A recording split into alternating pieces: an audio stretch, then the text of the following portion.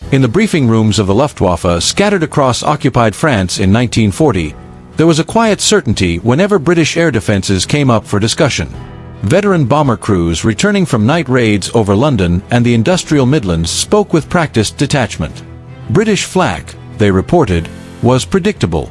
Barrage patterns repeated. Timing followed rigid rhythms.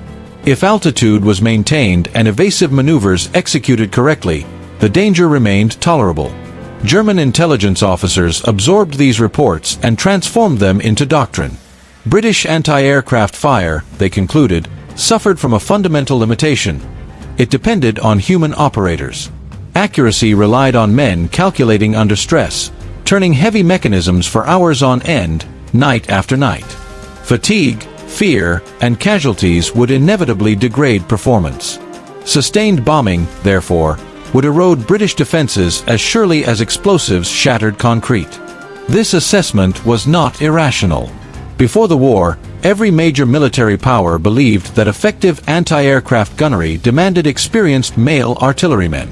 Fire control predictors, massive mechanical computers weighing several tons, required operators who understood ballistics, could visualize three-dimensional space, and possessed the physical stamina to manipulate resistance-heavy control wheels while tracking fast-moving aircraft.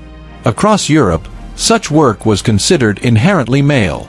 What German intelligence never discovered, what their carefully compiled reports completely missed, was that by the spring of 1941, the people operating Britain's anti-aircraft predictors were no longer the men they expected.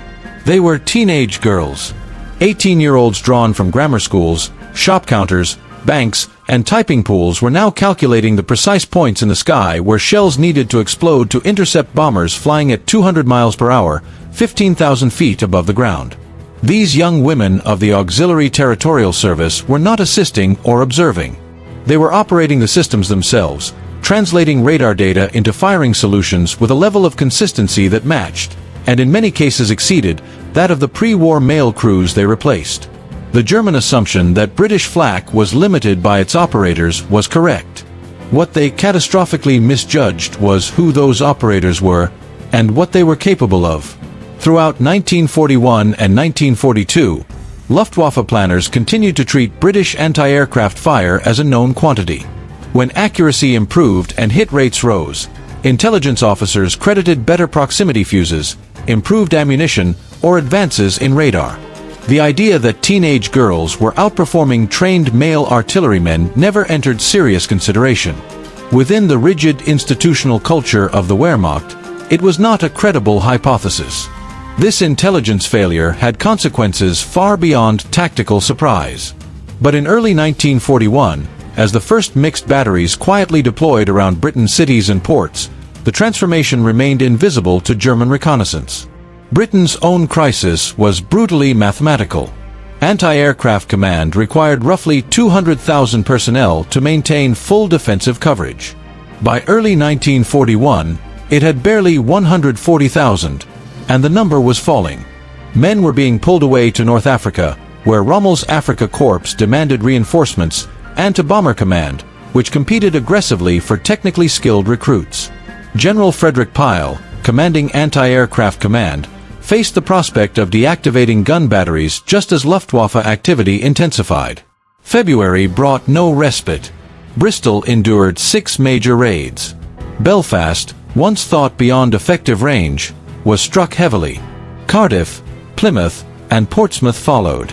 Crews worked exhausting shifts to cover shortages. Reports warned of fatigue, slower reactions, declining accuracy, and mounting mechanical errors. The Army Council had no comfortable options. Virtually every eligible man was already serving, reserved for essential industry, or scheduled for conscription. Lowering standards offered little relief. Accepting reduced air defense coverage was strategically and politically unthinkable. Women had supported anti-aircraft operations since 1938, operating searchlights, driving ammunition lorries, plotting radar tracks, staffing communications. But these were defined as non-combat roles.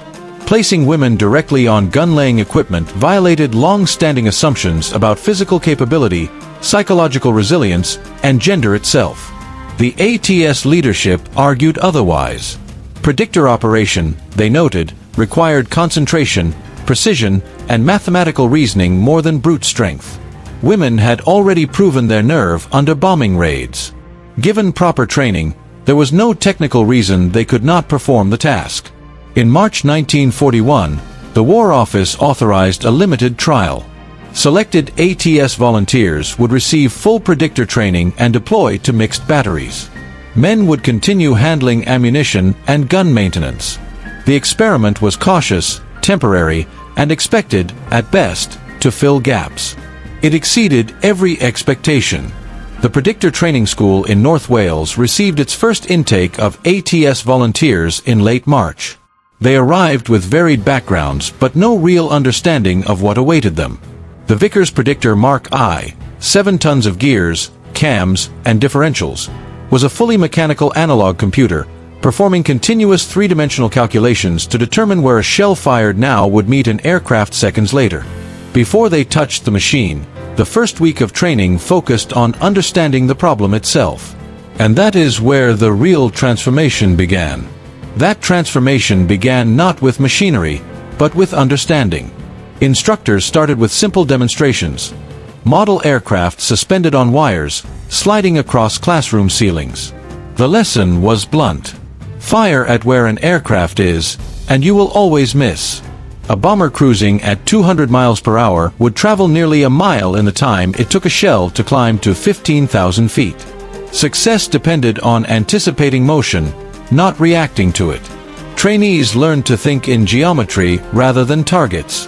They were taught to visualize velocity vectors, climb rates, evasive turns, and the curved trajectory of shells rising through thinning air.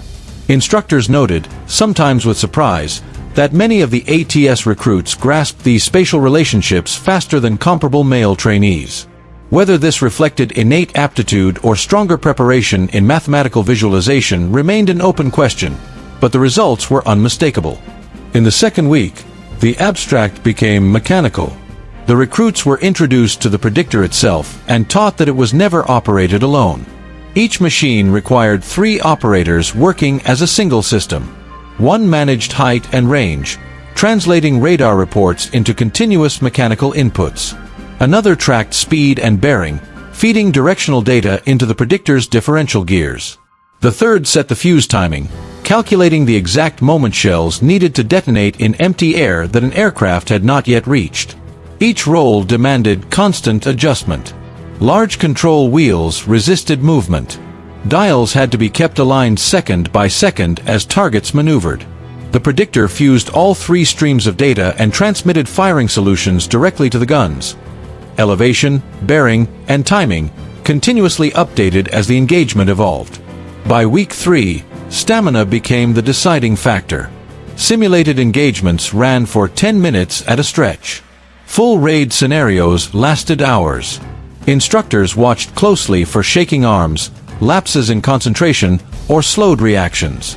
Those unable to sustain the physical and mental strain were reassigned without comment. Those who remained faced increasingly chaotic simulations designed to replicate the noise, pressure, and confusion of real combat. The final week tied everything together.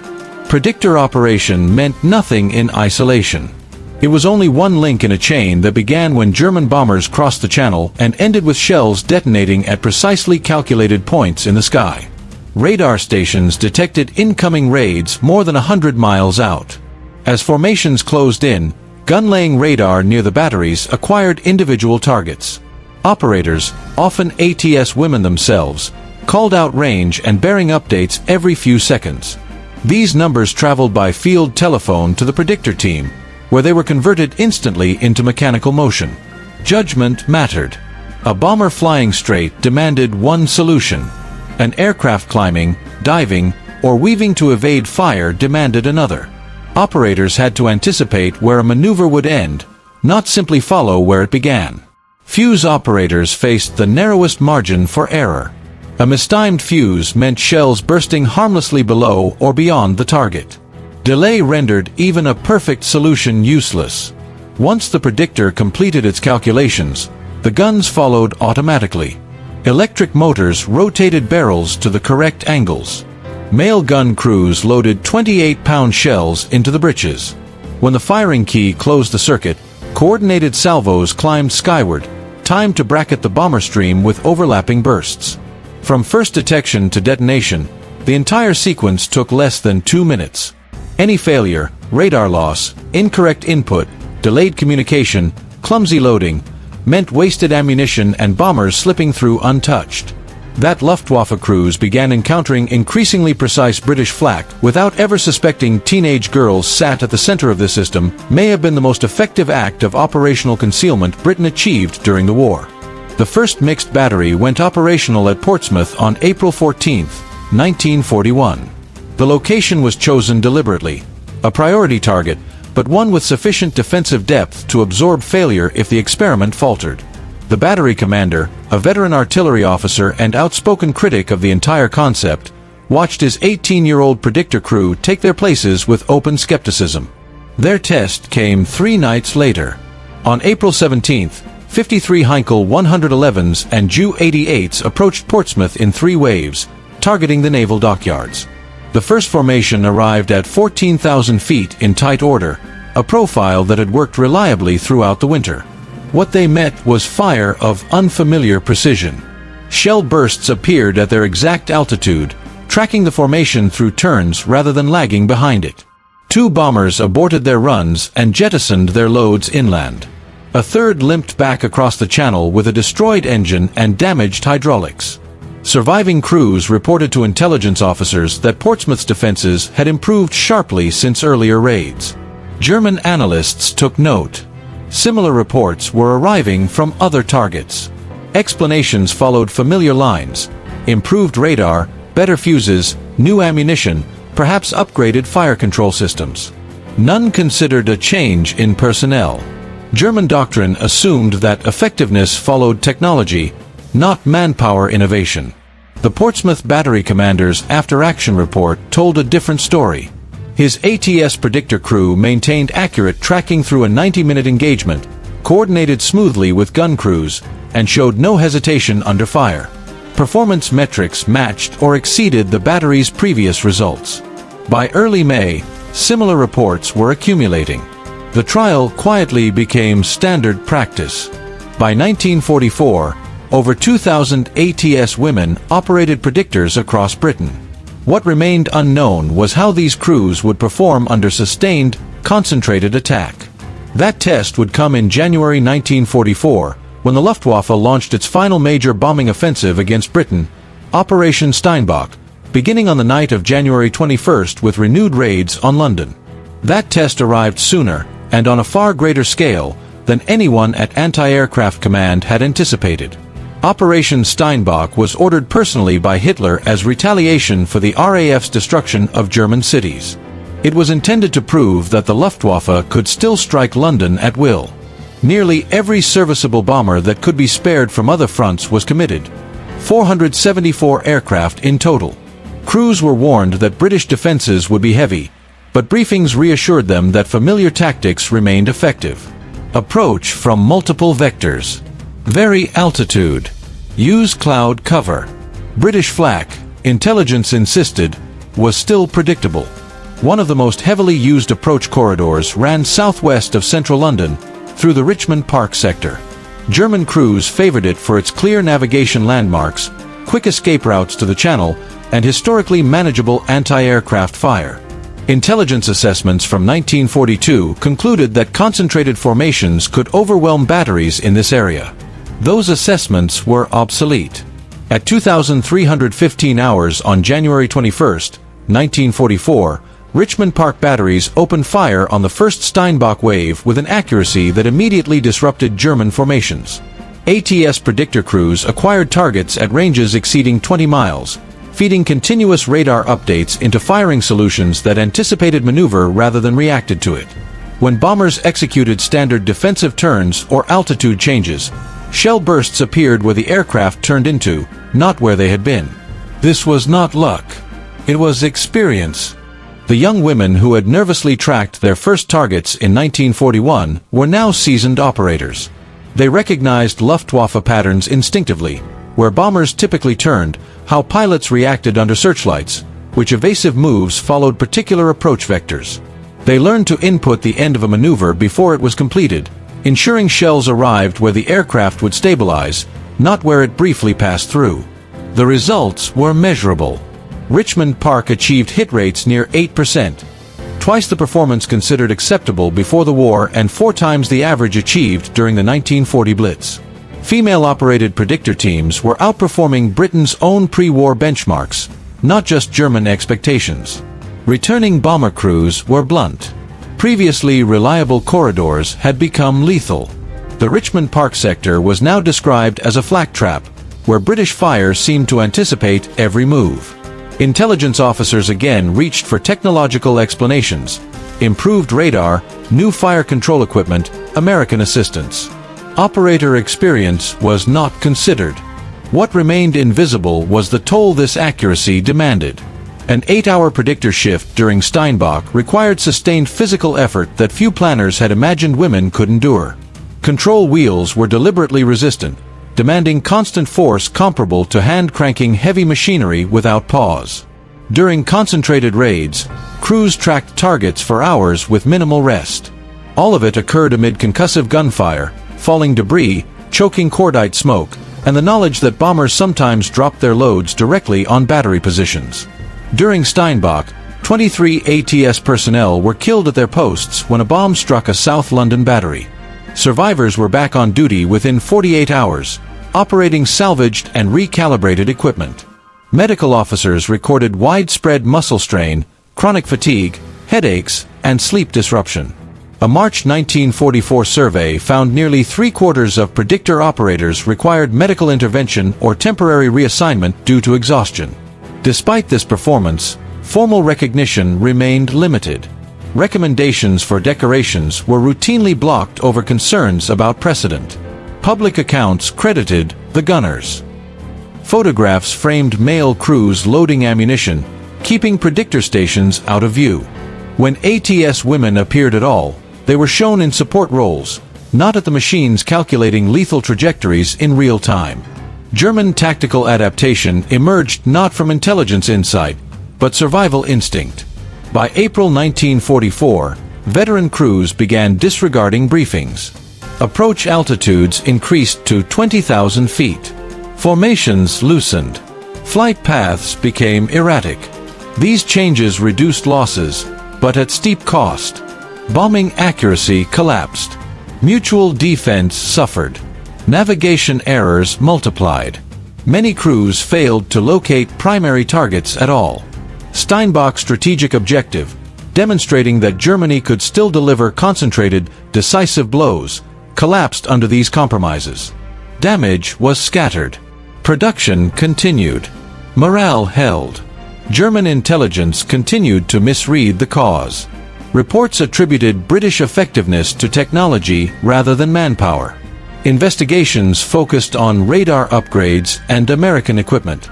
The truth, that teenage women had transformed air defense performance, never entered their analysis. That reality emerged only after the war and attracted little attention. It fit poorly within established narratives.